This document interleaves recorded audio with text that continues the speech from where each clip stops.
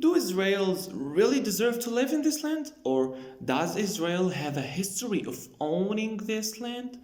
Hi, I am Brahim Khater, a Jordanian of a Palestinian origins, and today I'm gonna talk about what's happening in Palestine. Firstly, do you know that the creator of the Zionist movement, or currently Israelis in Palestine, who say that they have a lot of rights in Palestine and it's their own land, has never seen Palestine ever.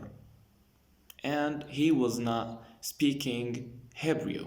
Actually, Theodor Herzl was thinking about why all people have their own lands and their own countries and we don't have like them. The reason that he thought like that was the Eastern and the Western Europe, that they did not recognize that any of their countries were completely Jewish. That's why Theodor Herzl wrote a book in 1896 entitled The Zionist State. And their ideas were clear that he wanted a Zionist state, like what the book said. The book did not work, but it kept convincing all people that Europe is a capital and could not survive there. So the first choice was Argentina or one of the Africa's weak countries like Uganda.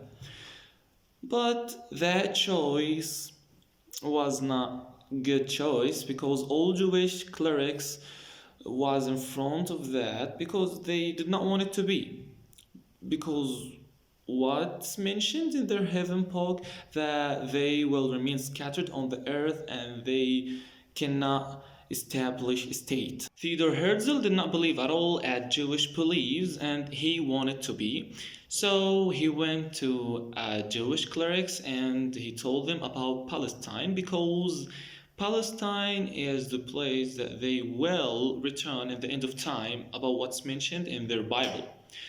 I know the Zionist movement was, and until now, it is a political movement, but they did not mind wearing a religious uniform just to achieve their interests. They want it to be. In 1897, after his book in 1 year, he held a conference in Basel in Switzerland, and he says that here the Jewish state was founded and he was elected as a president of the conference.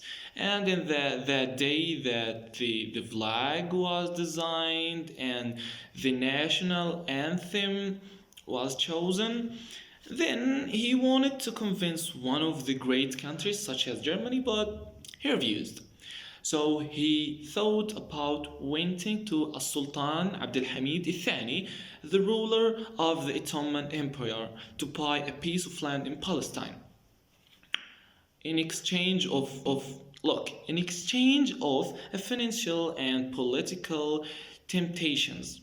But he refused because Sultan knew the point. Then he went to Vatican, but the Vatican Pope rejected his ideas, and then until 1900 the Britain agreed about his ideas, and then they gave him Uganda as a state, but he refused because he did not want an alternative state actually held by a Jewish businessman, because money in these things makes everything. Then they began to emigrate to Palestine in form of groups, and they started their military training and establishing their own country they wanted to be until 1947, because the United Nations General Assembly announced that partition decision number 181 that says that, like that, I'm gonna make it easy, that Palestine is two halves, one for Palestine and one for Israel. That means Israel now is I'm talking about the Theodor Herzl movement, the Zionist movement.